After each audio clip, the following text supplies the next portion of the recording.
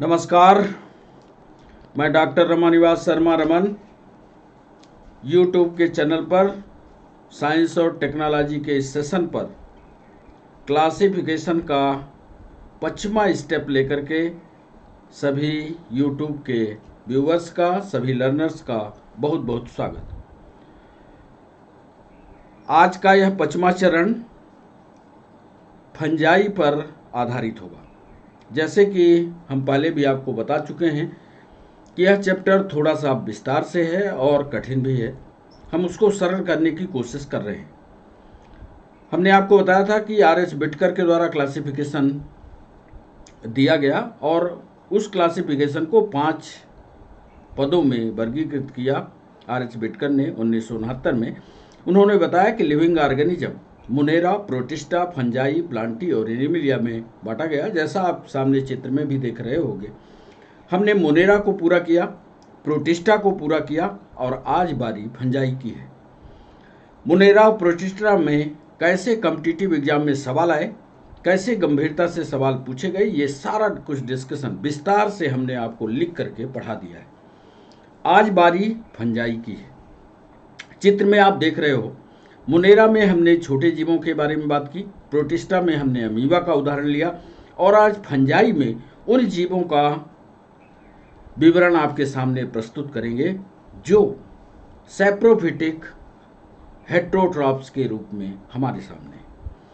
तो living organism जैसा कि आप जानते हैं मुनेरा, प्रोटिस्टा, फंजाई, प्लांटी और एनिमिलिया में बटे। आज तीसरे की बारी है और वो है फंजाई। तो चलिए फंजाई की शुरुआत। पहला पॉइंट इसमें जो नोट करते हैं वो सबसे पहली बात कि इसमें फंजाई में केंद्रक का पाया जाना, ये कॉम्पिटिटिव एग्जाम का पहला सवाल भी है। न्यूक्लियस की उपस्थिति, केंद्रक का पाया जाना। ऊपर लिखिएगा कि आज फंजाई का डिस्कशन है और ये तीसरा किंगडम है।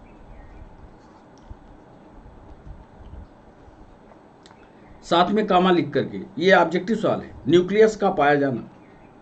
दूसरा, इसमें कोशिका भित्ति यानी सेल वॉल उपस्थित होती है।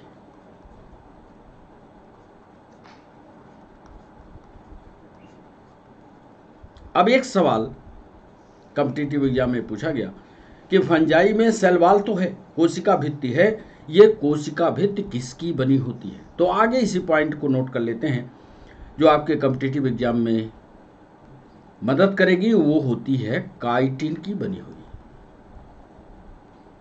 काइटिन की भी हो सकती है और कभी कभी ये सेल्यूलोज की भी होती है। दोनों भूलिएगा नहीं, काइटिन की भी और सेल्यूलोज की भी होती है।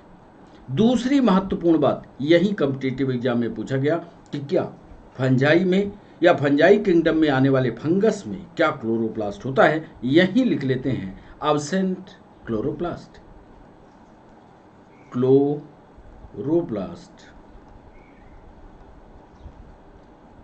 अनुपस्थित।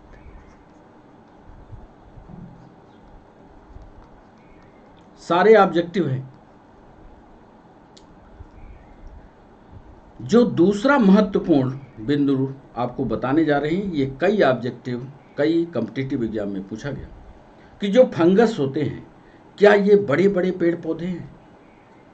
आज ये समझ लीजिए कि ये फंगस एक छोटी संरचना वाले पौधे हैं। अब जब छोटी संरचना होगी, एक बड़े पेड़ को यदि हम अपने आँख के सामने लाते हैं तो उसमें देखते हैं कि जड़ है, तना है, पत्ती है। मानिए उसकी बॉडी जो है 3 भागों में बटी है, जड़, तना और पत्ती। और ऐसे पौधे जिनके जड़ और तना पत्ती में डिफरेंशिएशन ना हो, बांटा ना जा सके, ऐसे पौधे थैलस कहलाते हैं। थैलस माने छोटी सी ऐसी रचना, ये है थैलस। तो सबसे बड़ी विशेषता ये कि ये थायलस के आकार के होते हैं, थायलस के आकार के होते हैं। तो एक बात तो तय हो गई कि ये जो फंगस होंगे या फंजाई किंगडम में जो जंतु आएंगे उसमें जड़ तना पत्ती अलग अलग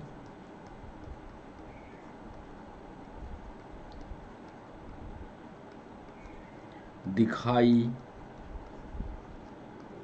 नहीं देते। ये जरूर इंपॉर्टेंट पॉइंट हो, या ये कह सकते हैं कि जड़ तना और पत्ती में अलग अलग बटा नहीं होता। तीसरा महत्वपूर्ण सवाल जो कॉम्पिटिटिव एग्जाम के लिए जरूरी है, ये एक कोशिकीय भी हो सकते हैं, एक कोशिकीय भी हो सकते हैं।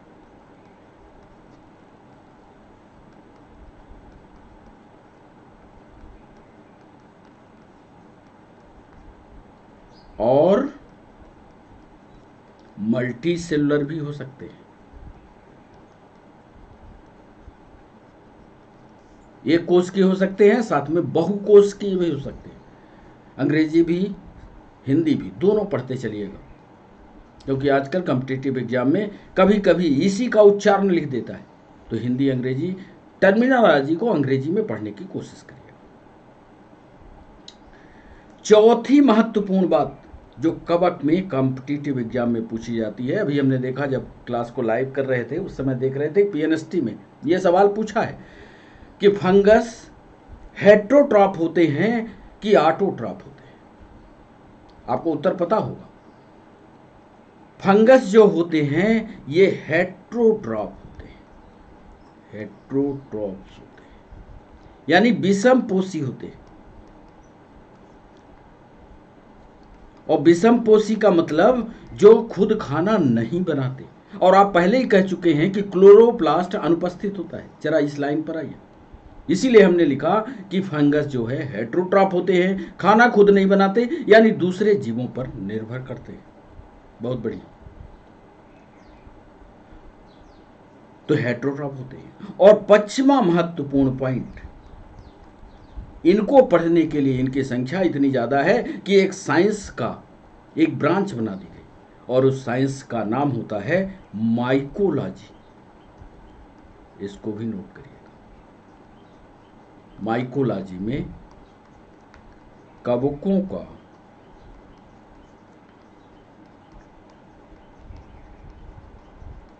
अध्ययन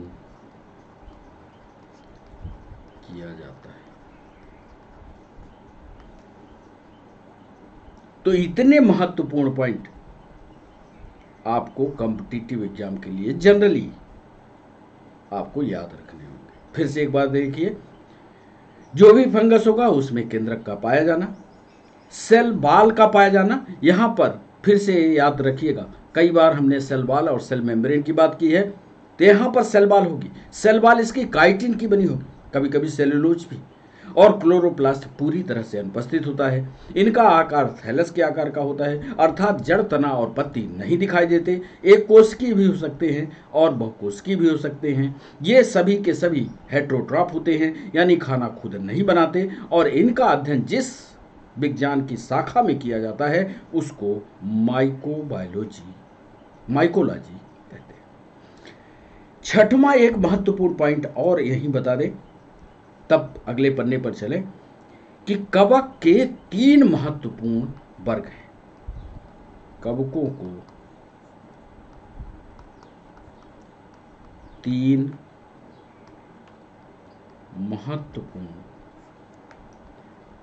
वर्गों में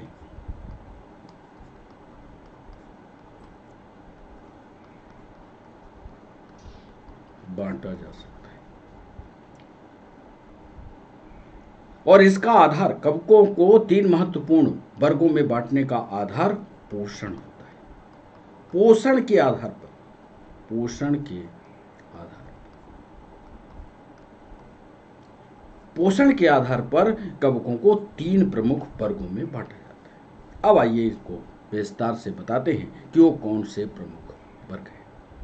पहला लिखिएगा, बिल्कुल सरल सा है, इंटरेस्ट बनाइएगा, पूरा चलते हुए पूरे लेक्चर में आपको याद हो जाएगा।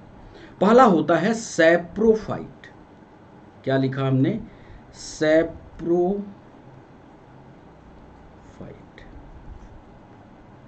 अब इसकी हिंदी होती है बच्चों मृतोपजीवी।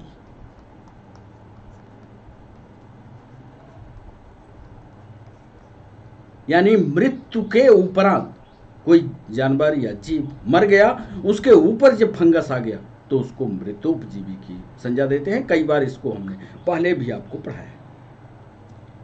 चाहे तो इसको लिख लें, यहीं पर लिख लें, सड़े गले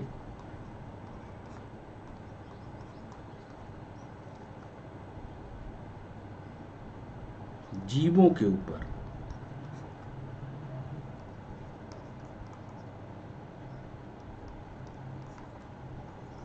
अपना जीवन निर्वाह करते हैं। और सड़े गले जीवों पर गए मतलब सूर्य की ऊर्जा नहीं ले रहे हैं, क्लोरोप्लास्ट है नहीं, यानी हेटेरोट्रॉफ है। और इसका उदाहरण सबसे महत्वपूर्ण है सैप्रोफाइट। कौन कौन सी फंगस है ये महत्वपूर्ण है, ये कॉम्पिटिटिव एग्जाम में पूछा जाता है। तो सबसे पहले उदाहरण इसका लिखिएगा राइजोपस। अभी इसका विस्तार से हम चित्र भी आपको दिखाएंगे ताकि आपको याद हो जाए कि कैसे ये सड़े गले जीवों पर आक्रमण करता है, सड़े गले जो मर जाते हैं कैसे ये बढ़ता है, ये राइजोपस। दूसरा पेनिसिलियम।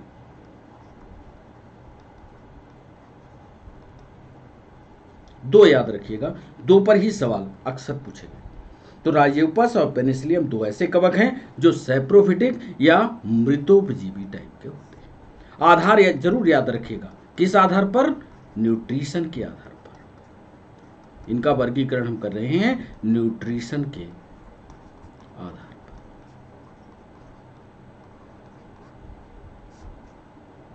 दूसरा प्रकार आपको बताते हैं, दूसरा प्रकार होता है परजीवी। पर इसका भी कई बार डिस्कशन पीछे के लेक्चर पर किया है हमने। पैरासाइट। अब पैरासाइट किसको कहते हैं? पैरासाइट ऐसे जीव होते हैं जो जिस होस्ट पर आक्रमण करते हैं उसका जिंदा होना जरूरी है। यहां पर हमने क्या कहा? सड़ा गला मतलब मर गया, निपट गया। परजीवी के लिए होस्ट का जिंदा रहना जरूरी है। तो यहां पर ये तो लिख सकते हैं कि जीवित जीव में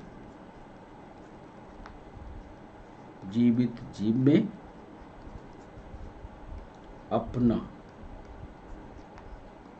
जीवन निर्वाह करते हैं। अब इसका भी उदाहरण, ये भी हमें पता होना चाहिए कि वो कौन कौन से फंगस है जो जीवित जीवों पर अपना जीवन निर्वाह करते हैं। तो याद करिएगा आस्टिलैगो, ये एक फंगस है जो, और दूसरा एक जो अक्सर परीक्षा में पूछा गया है पक्सीनिया। ये दो फंगस ऐसे हैं जो परजीवी के रूप में। अब यहां पर कॉम्पिटिटिव एग्जाम में ये बड़ा कंफ्यूजन होता है, जरूर इसको ध्यान रखिएगा कि राइजोपस जो होता है वो मरे जीव पर अपना जीवन निर्वाह करता है, वहीं पर पक्सीनिया जो है जीवित जीव पर अपना जीवन निर्वाह करता है। तीसरी महत्वपूर्ण इसका पोषण के आधार पर प्रकार है सहो। इसका हम ड्रामेटिक रिप्रेजेंटेशन भी आपके सामने रखेंगे। तीसरा है सहोकारिता।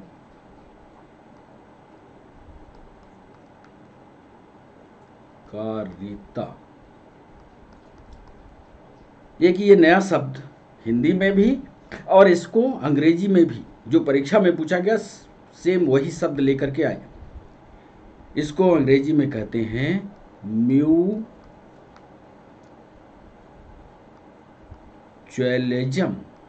म्यूचुअलिज्म। MUTUALISM। इसी को हम दूसरे भाषा में सिम्बियोसिस का शब्द भी देते हैं, या इसी को सहजीवी भी कह सकते हैं। तुम हमारी मदद करोगे, हम तुम्हारी मदद करेंगे, बराबर बराबर का लेना देना।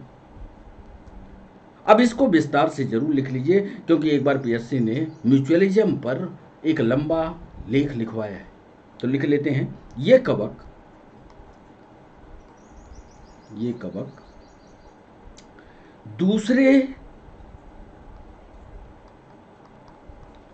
दूसरे जीवों के साथ सहजीवी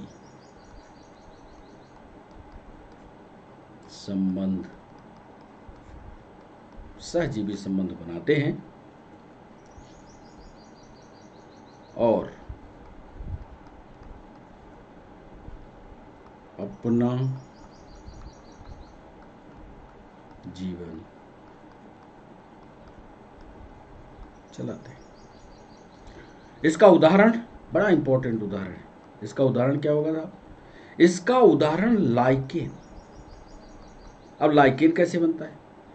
लाइकेन को आप जानते होंगे, कई बार आपने पढ़ा होगा कि यदि कवक और शैवाल आपस में दोस्ती मिला ले, ये दोनों, तो जो रचना बनती है वो बन जाती है लाइकेन। और लाइकेन के लिए एक अच्छा उदाहरण है, ये कई बार ये सवाल पूछा गया है कॉम्पिटिटिव एग्जाम में, कि लाइकेन प्रदूषण संकेतक भी है। तो याद रखिएगा, लाइकेन जो होते हैं वो प्रदूषण संकेतक भी। तो यह न्यूट्रिशन के आधार पर आप इनको बांटोगे तो 3 तरह के होंगे, सैप्रोफाइट होंगे, परजीवी होंगे और म्यूचुअलिज्म का गुण दिखाएंगे। 3 तरह के होंगे। सैप्रोफाइट में राइजोपस और पेनिसिलियम होगा, परजीवी के रूप में एस्ट्रेलेगुओपैक्सिनिया होगा, सहोपकारिता या म्यूचुअलिज्म में सबसे अच्छा उदाहरण लाइकेन का होगा। तो लाइकेन जहां होते हैं वो प्रदूषण के संकेतक भी हैं उस एरिया में। इसका भी चित्र हम आपको दिखाएंगे कैसे लाइकेन बनते हैं। तो आइए ड्रामेटिक रिप्रेजेंटेशन जो हम आपके लिए लाए हैं उसको आपको दिखा दें। तो देखिए, क्लासिफिकेशन ऑफ फंजाई को आपको ड्रामेटिक लिखना हो तो कैसे आप लिखेंगे, ये देख लीजिए। अकॉर्डिंग टू न्यूट्रिशन, जो हमने बात उधर कही उसको अंग्रेजी में कन्वर्ट करते हुए इधर लिखा, सैप्रोब्स, ये शब्द का इस्तेमाल, सैप्रोब्स, इसमें डिकम्पोजर्स आते हैं, मोल्ड्स और मशरूम आते हैं। ये भी ऑब्जेक्टिव के सवाल है। मोल्ड्स किस में आएंगे? सैप्रोब्स में। मशरूम का कुकुरमुत्ता कहाँ उगता है? जहां सड़ी गली चीजें होती हैं वहीं पर कुकुरमुत्ता उगता है। पैरासाइट के रूप में हार्म होस्ट होते हैं, रस्ट, अटैक प्लांट्स। घुन कहां लगता है? कैसे लगता है? ये पैरासिटिक लाइफ कैसे प्लांट को खाते हैं, तो ये पैरासाइट। म्यूचुअलिज्म में बोथ बेनिफिट, म्यूचुअलिस्ट वो होते हैं जो एक दूसरे को फायदा दें। इसका सबसे अच्छा उदाहरण लाइकेन है। इसके अलावा माइकोराइजा। तो इसको भी लगी हुई स्लाइड को साथ में पढ़ने की कोशिश करिएगा। जब नोट्स बनाइएगा तो इन सारी बातों को विस्तार से लिखने की कोशिश भी करिए। ये देखिए, ये है राइजोपस। हमने पहले वाले उदाहरण में आपको बताया कि जो राइजोपस यानी सैप्रोप्स या सैप्रोफिटिक होते हैं जो सड़ी गली चीज़ों पर अपना जीवन निर्वाह करते हैं। ये देख लीजिए, ये राइजोपस है।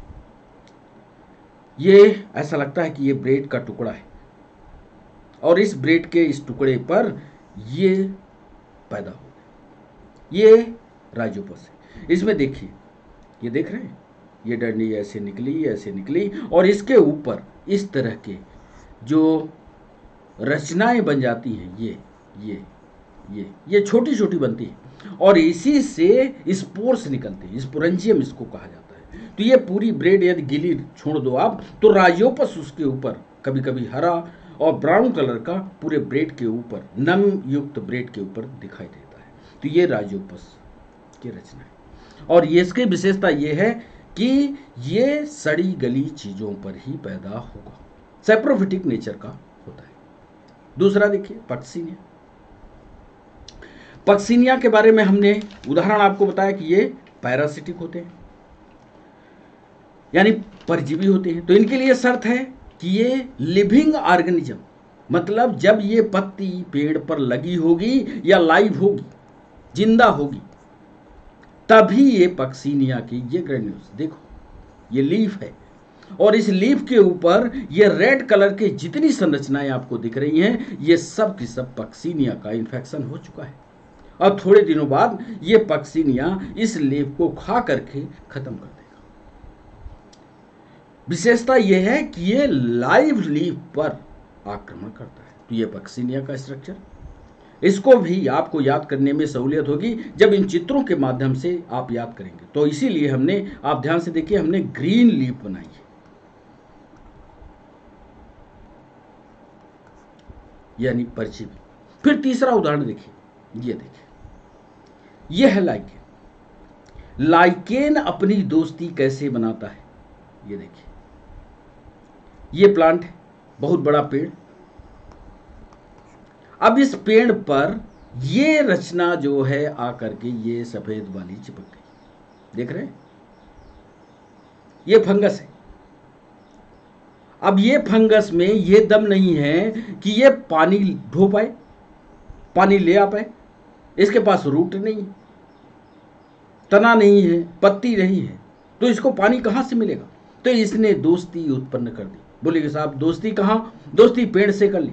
पेड़ का जाइलम जो है पानी ढो रहा था, इसने कहा तुम हमको पानी दे दो, हम तुमको दूसरी और महत्वपूर्ण चीजें आपको देंगे, नाइट्रोजन इकट्ठी करके हम देंगे और पौष्टिक चीजें आपको देंगे, आप हमको पानी दे दो।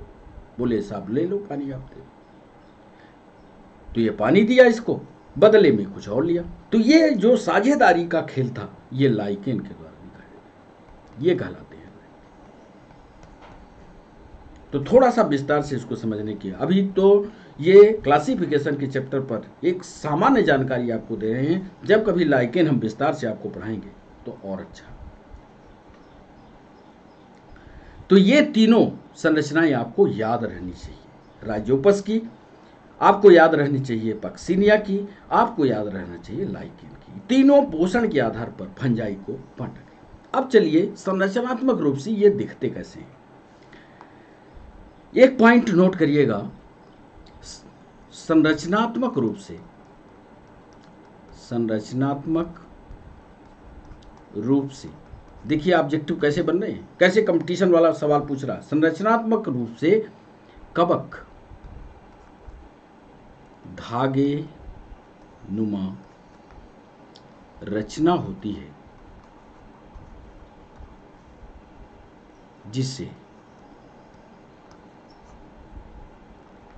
हाइफी कहते हैं। ये सवाल है, HYPHAE, याद कर लीजिए। कवक जो है सामान्यतः धागे नुमा रचना होती है और ये हाइफी कहलाती है।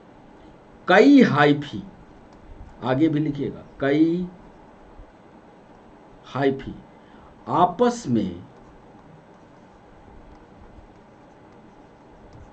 मिलकर पूर्ण कवक की रचना बनाते हैं, जिसे क्या कहते हैं, बताओ, जिसे माइसीलियम कहते हैं। बड़ा इंपॉर्टेंट सवाल है, माइसीलियम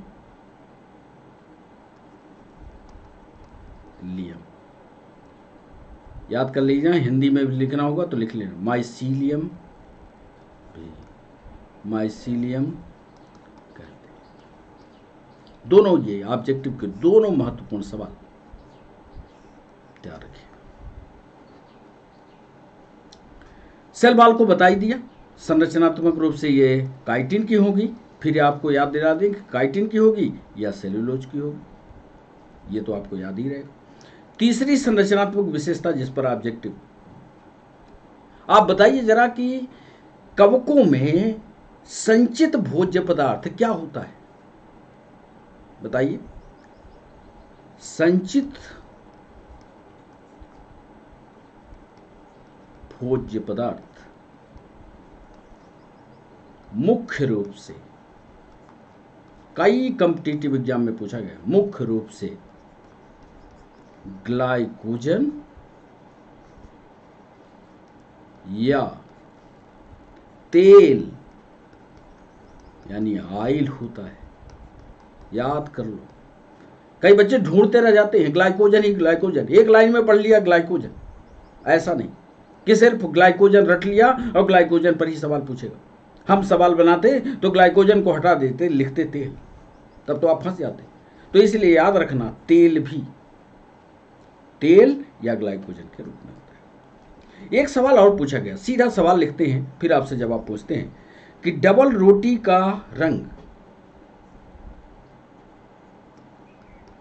डबल रोटी का रंग भूरा या हरा?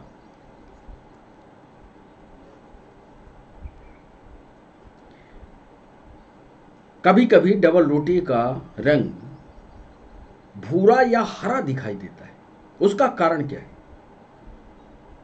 कार्बन डाइऑक्साइड की उपस्थिति, वातावरण में नमी की उपस्थिति, यह सवाल पूछा गया,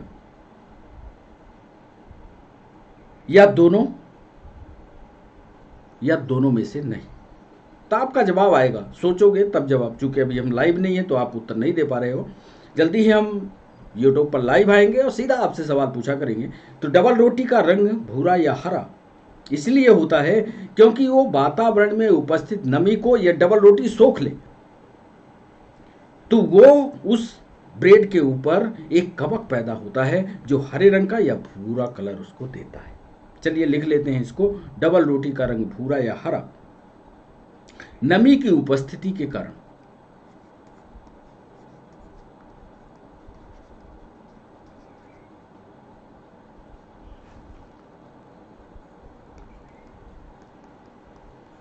नमी की उपस्थिति के कारण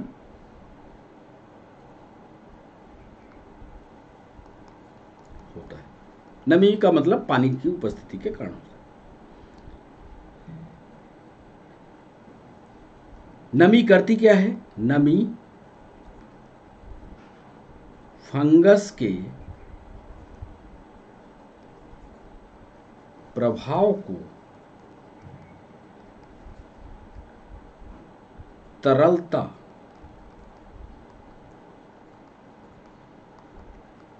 प्रदान करती। मतलब फंगस बढ़ाना है या फंगस उगाना है तो आप क्या करो, ब्रेड के ऊपर 1-2 बूंद पानी डाल दो। नहीं ऐसा कर सकते तो बरसात के दिनों में ब्रेड को ऐसे खुला छोड़ दो, नमी मिल जाए उसको, फंगस पैदा, ये होती है फंगस की। तो मुख्य रूप से फंगस का उगना या ब्रेड का हरा हो जाना या ब्रेड का और गाढ़ा भूरा हो जाना फंगस की उपस्थिति बताता है। याद रखना, उसका कारण नमी ही है। एक और महत्वपूर्ण बात जो पूछा गया कॉम्पिटिटिव एग्जाम में, कई जो हम ये पॉइंट आपको देते हैं ये पिछले 10 सालों का एक कलेक्शन लाते हैं और 10 सालों के कलेक्शन में जो सवाल पूछे गए सीधा उन सवालों पर टारगेट करते हैं। राइजोपस का फायदा भी है। क्या फायदा है? राइजोपस, यदि आपको भूमि की उर्वरता बढ़ानी है तो राइजोपस का उपयोग कीजिए। कैसे बढ़ाता है ये भी नोट करिए। राइजोपस फंगस है, राइजोपस भूमि की उर्वरता बढ़ाते हैं।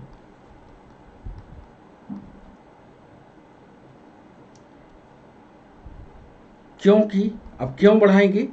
क्योंकि सड़े गले कार्बनिक पदार्थों का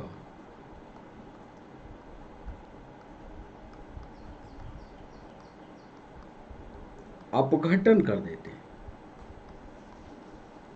अपघटन करके लवण बनाते हैं। लो, राइजोपस क्योंकि ये सैप्रोफिटिक नेचर का है तो उस पर जब आक्रमण करेगा तो वो पूरा पूरा आक्रमण करके उसमें लवण बना देगा, तो भूमि की उर्वरता स्वाभाविक रूप से बढ़ेगी। एक महत्वपूर्ण, एक और फंगस का नाम हम आपको बताना चाहते हैं। वो फंगस का नाम है,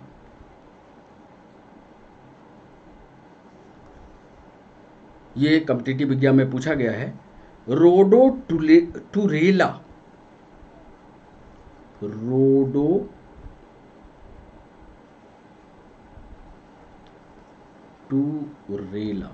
हिंदी भी नोट कर लीजिएगा। ये एक फंगस है, इसका काम है नाइट्रोजन का स्थिरीकरण।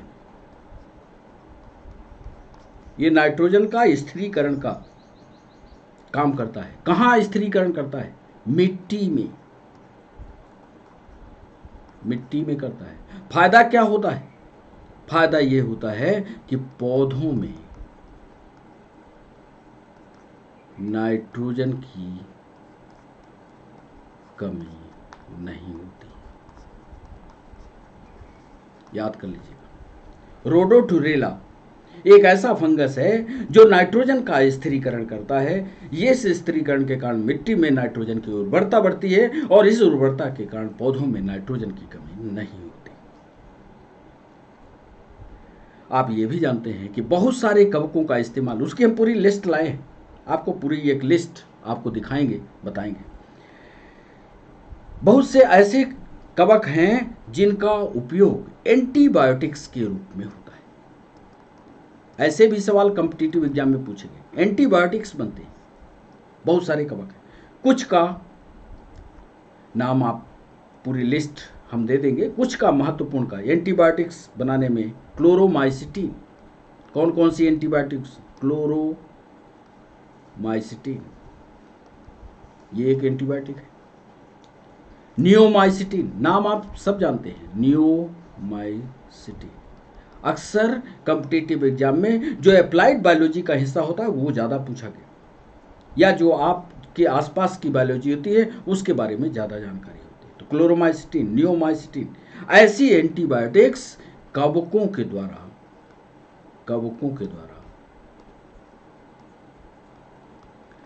निर्मित की जाती है।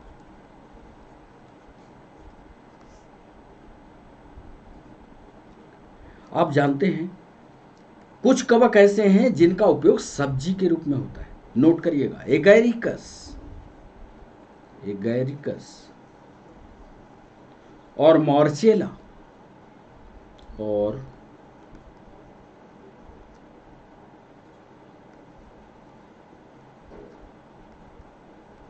का उपयोग सब्जी के रूप में,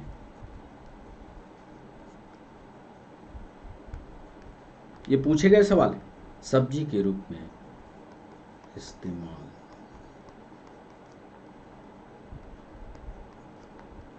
किए जाते हैं। एक बार यह सवाल पूछा गया कि डबल रोटी में किस फंजाई का इस्तेमाल होता है, उसका भी नाम नोट करिएगा। सैक्रोमाइसीज सीरीवेसी, सैक्रोमाइसीज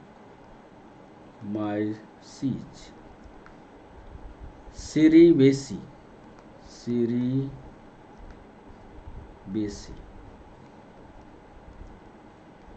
का उपयोग डबल रोटी,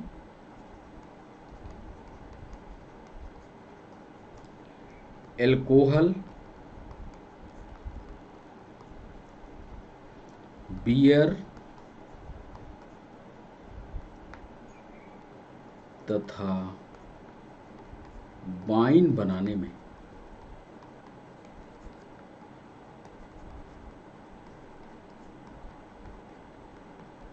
किया जाता है। एक सवाल एमपीएसआई ने पूछा था कि उस कवक का नाम बताइए जिसका उपयोग पनीर में इस्तेमाल किया जाता है, पेनिसिलियम को छोड़कर। तो आपको तो पेनिसिलियम पता होगा, वो दोनों लिख देते हैं, पेनिसिलियम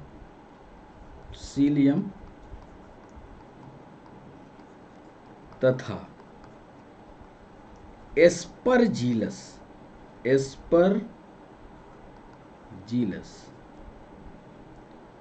का उपयोग पनीर बनाने में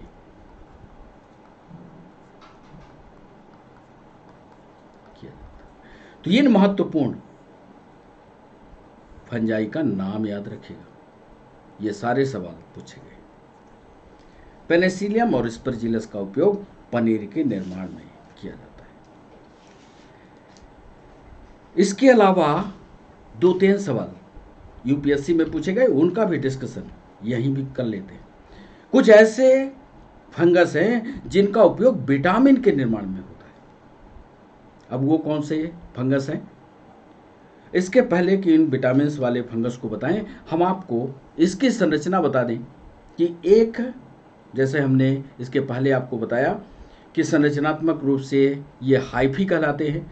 हाइफी बहुत सारे इकट्ठे हो जाते हैं तो माइसिलियम का निर्माण हो जाता है, काइटिन और सेल्यूलोज की बनती है। इसकी संरचना एक बार दिखा दें आपको, ये देखें।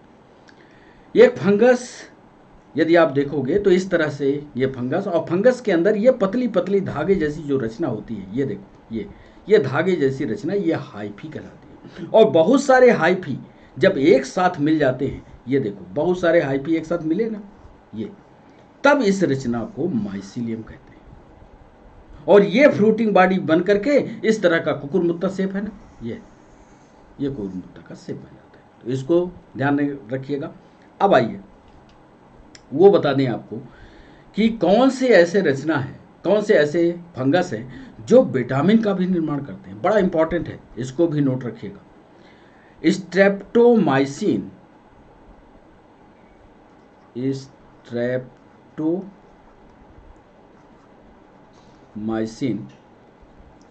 ग्रेसियस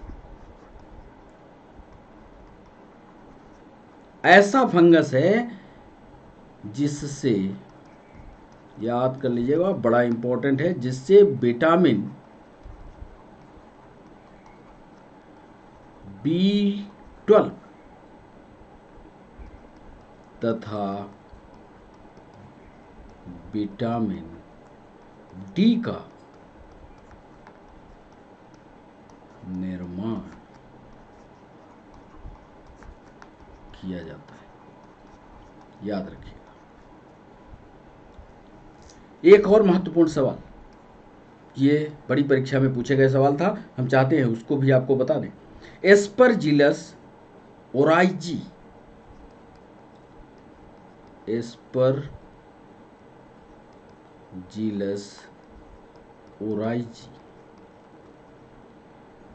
से आपको याद होगा, मुंह में एक प्रकार का एंजाइम बनता है जिसका नाम है एमाइलेज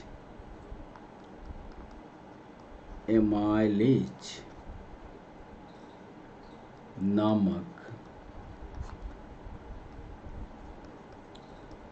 एंजाइम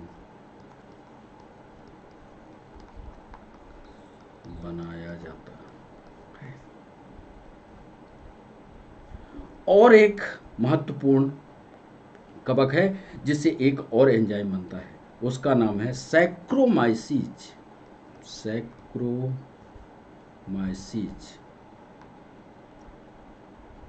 सेरीवेसी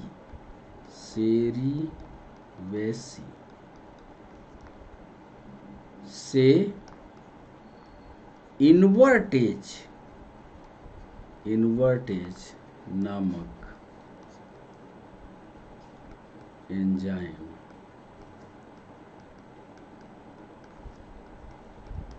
बनाया जाता है। इसके अलावा कवकों की मदद से कई प्रकार के अम्ल बनते हैं। कवकों की मदद से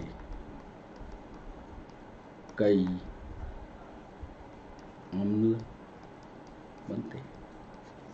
जैसे पेनिसिलियम से क्या बनाओगे? आप बताओ, पेनिसिलियम से क्या बनाओगे? गैलिक अम्ल, ये भी पूछा गया है, गैलिक एसिड बनाओगे। दूसरा, राइजोपस ओराइजी से क्या बनाओगे? राइजोपस ओराइजी से क्या बनाओगे? बोले अल्कोहल बनाएंगे, ये भी पूछा गया सवाल। तीसरा, एस्परजिलस नाइजर से क्या बनाओगे? एस्परजिलस नाइजर से क्या बनाओगे? ग्लूकोनिक एसिड बनाएंगे। ऐसे हमने एक लिस्ट आपको दी है, वो लिस्ट को आप पढ़िए और जो सवाल पूछे गए थे उनकी भी एक लिस्ट हमने पेश कर दी है। आप उनको ईमानदारी से पढ़ करके नोट्स बना करके और नोट्स बताइएगा भाई, दिखाइएगा भाई। तो ये इसके इकोनॉमिक इम्पोर्टेंस है। फंजाई पर एक विस्तार से आपको जानकारी है। यही सवाल अक्सर पूछे जाते हैं। आप ये सोच रहे होंगे कि हल्के सवाल पढ़ लेंगे काम चल जाएगा कॉम्पिटिटिव एग्जाम में, नहीं चलेगा। कठिन सवालों पर आइए, कठिन सवालों को पढ़ने की कोशिश कीजिए। तो ये एक चीज और बता दें, कुछ कवक ऐसे हैं जो हमारी लकड़ी को खराब करते हैं, लकड़ी को नष्ट करते हैं। उन कवकों का नाम भी लिखे। कुछ कवक जैसे पोरिया,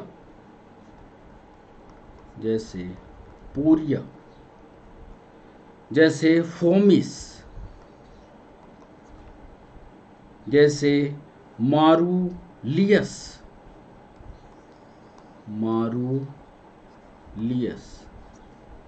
ये लकड़ी को नष्ट कर देते हैं। इसके अलावा राइजोपस और एक आपने कवक सुना होगा म्यूकर। म्यूकर जो होते हैं ये खाद्य पदार्थों को समाप्त कर देते हैं।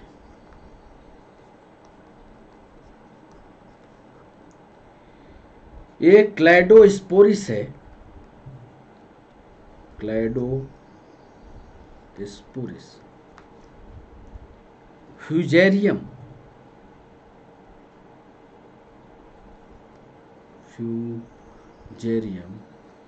यदि कपड़ों पर लग जाए